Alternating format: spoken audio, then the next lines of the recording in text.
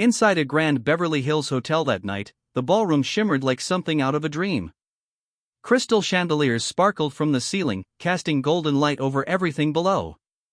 Designer gowns floated through the room like silk clouds, and every corner oozed with luxury, champagne flutes bubbling delicately, expensive perfume swirling in the air, and polished smiles masking practiced pride.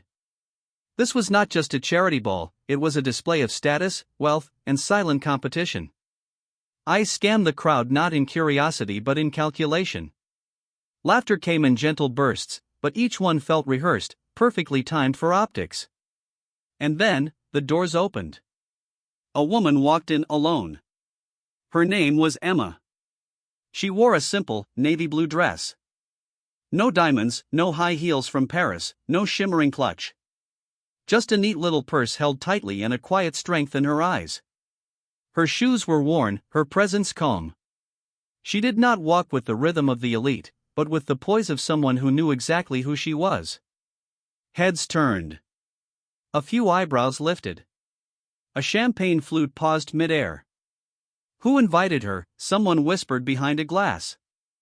Another guest smirked, eyeing her up and down as if she were lost. But Emma did not flinch. She kept walking forward, steady, unshaken, untouched by the weight of their stares. The ballroom sparkled with blinding elegance, every chandelier shimmering like fallen stars. Laughter floated through the air, mingling with the clinking of champagne flutes and the rustle of designer gowns. And then Emma walked in. In a simple, she did not shine like the others, but she had a quiet grace that set her apart. Still, the moment she entered, the atmosphere shifted. Eyes turned. Lips curled. Whispers started. Who is she? Someone muttered behind a manicured hand. Victoria, the self-proclaimed queen of this glittering kingdom, took one look at Emma and smirked. She leaned into her friend and said, "Did someone order the help?" The snickering was not even subtle. They laughed at Emma's vintage purse, stared at her shoes, and one woman asked if she was a late-arriving server. Then came the moment, a deliberate clink. A glass slipped from Victoria's hand, shattering near Emma's feet. Everyone turned. Victoria gasped theatrically. "Oh dear," she said sweetly, "would you mind cleaning that up? You look like you know how." Silence. The kind that makes your skin tighten. Emma looked at her calmly, no rage, no embarrassment, just a silent defiance that unsettled everyone. And then, without a word, she turned and walked away, leaving whispers behind and dignity trailing in her wake. Emma stood in silence, not caring for the praise or attention, and quietly stepped away from the crowd. She found a small corner, far enough from the noise that surrounded the ballroom. The entire room seemed to whirl around her, but she remained rooted to her spot, as if she had left everything behind. In this lavish gathering, where everything glittered and sparkled, Emma felt as if she was in an entirely different world. A memory flashed before her eyes, back when she was just a school librarian, spending her days with children. Books, learning, and their innocent dreams. Life had been simple, yet it had felt meaningful.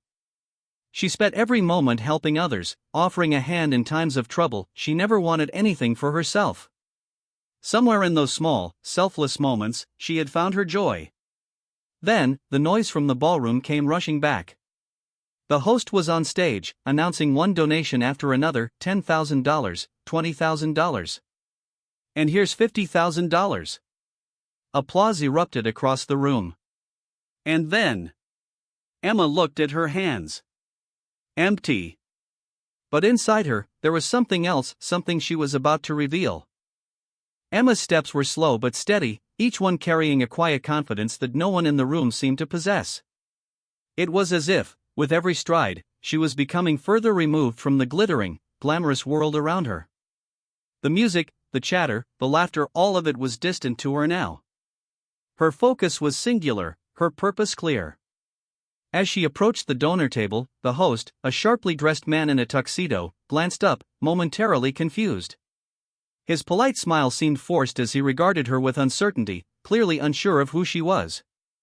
"How may I assist you?" he asked, his voice a mix of professionalism and curiosity. From across the room, Victoria, unable to hold back her snide remarks, whispered to her friends, "She's probably here for the free food." People like her always think they belong in places like this. Emma, unfazed by the comment, met the host's gaze with unwavering calm. She didn't look flustered or uncertain. She simply said, "I would like to make a donation too." The host's eyebrows furrowed in confusion. "Pardon me," he asked, still unsure if he had heard her correctly. Emma, without hesitation, repeated in a soft but firm voice, "500,000. I'd like to donate anonymously, please." The room, for a moment, fell eerily quiet. The weight of her words hung in the air. The moment Emma spoke those words, a ripple of disbelief spread through the room. A man, sitting nearby, let out a soft chuckle, clearly assuming Emma was joking. "How much?" $20, he snickered, his voice dripping with condescension. His friends laughed along, as though they were all in on some private joke. But Emma didn't flinch. She didn't even react to the mockery. Instead, with the same quiet determination, she repeated her words. $500,000. The laughter stopped. The room seemed to freeze, as if time itself had taken a breath. People blinked, unsure if they had heard her correctly. The noise of the ballroom dimmed as every eye turned toward her. Someone in the back of the room, unable to hold their glass properly, dropped it, the sharp clink of glass breaking cutting through the silence. The host, momentarily stunned, fumbled with his notes. His voice, usually confident, now trembled slightly. Sorry, did you say?" Emma met his eyes and repeated, without any hesitation, $500,000. "Anonymous, please." Her words were like a wave crashing against the room's surface, and in that moment, it felt like the entire world stopped spinning.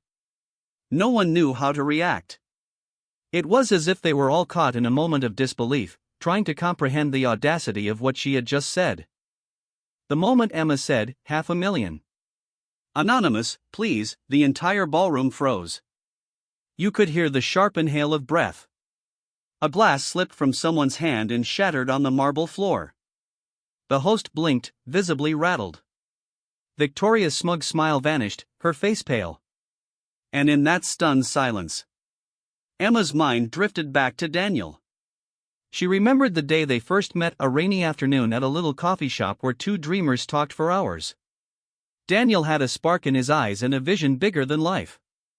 Together, they built something out of nothing, a tech startup in their basement, fueled by coffee, faith, and sleepless nights. And when it grew into a multi-million-dollar empire, Daniel had whispered to her one night, "If we ever make it, Emma, promise me, we'll light up someone else's world too." But cancer came. And took him too soon. Emma sold the company. Quietly. Without any press or noise. She created anonymous foundations. Funded libraries in villages, rebuilt orphanages, supported remote schools. Her name never appeared. She never wanted recognition. Only to keep Daniel's dream alive. Tonight was her first public event. She hadn't come for applause. She came to honor the man she loved. And in that moment, Emma didn't look simple anymore. She looked like a legend in silence. The entire room went eerily silent. A moment ago, they had been laughing and mocking Emma. Now, they were frozen, staring at her as if they had just witnessed something extraordinary. Victoria, with her flawless makeup and sharp attitude, looked completely taken aback. Her face drained of color, her usual confident smirk replaced by a look of disbelief. She tried to play it cool, but it was clear she was rattled. "Oh, maybe I've seen her somewhere." "Paris, perhaps," she stammered, but Emma only looked at her, her gaze calm yet piercing, as if saying, "You do not even deserve to know me." The host, still in shock, was the first to break the silence. He stood up, clapping, and soon, one by one, others followed. The applause was not for the extravagant gowns or flashy donations, it was for Emma. A woman whose true wealth was invisible to them all. She was not about the glitter. She was about grace, dignity, and humility. Just as the reporters rushed toward her, eager for a story, Emma declined. She did not need the spotlight. "I'm just here to honor my husband's legacy," she said softly. As she turned to leave, a woman from a local shelter approached her, tears welling up in her eyes. You funded our kitchen, she said, voice trembling with gratitude. The entire room watched in stunned silence, realizing that true greatness does not come with a price tag. It comes from the heart. As Emma made her way toward the exit, the entire room seemed to hold its breath. Victoria, still trying to recover from the shock, hurried over to her with a forced smile. We would love to have you at our table next year, she said, trying to salvage whatever she could from the situation. Emma turned, her smile warm yet filled with quiet strength. She looked directly at Victoria, and in that moment, the air between them shifted. Thank you, she said softly, her voice carrying a calm yet firm tone, but I prefer quiet places, with real people. The words hung in the air, and for a brief second, Victoria's confident facade faltered. Emma's response wasn't just a rejection, it was a statement. It was as though Emma had silently reminded her of the truth that Victoria and the others had missed. True value lies in authenticity, not in the glitter and glamour of wealth and status. Emma walked out of the ballroom with her head held high, every step graceful and purposeful. As she passed the stunned crowd, a sense of silence enveloped them, the weight of her presence lingering long after she had gone.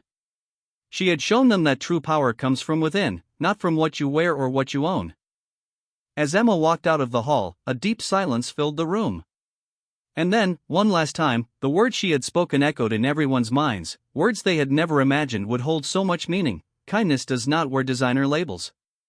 And real wealth isn't loud, it's generous. In those moments, everyone felt it. They understood that true wealth is not something flashy, not something hidden in labels, brands, or fancy gowns. Real wealth is what you give from your heart, without noise, without expectation. And that lesson was learned that night when a simple woman showed them that true power is never loud, it's always in the quiet moments. The charity ball learned the biggest lesson of its life that night. While everyone was lost in their own worlds, Emma had taught them that real strength is not about putting others down. That night, they recognized the true wealth within themselves. It was not about the money or the glitz.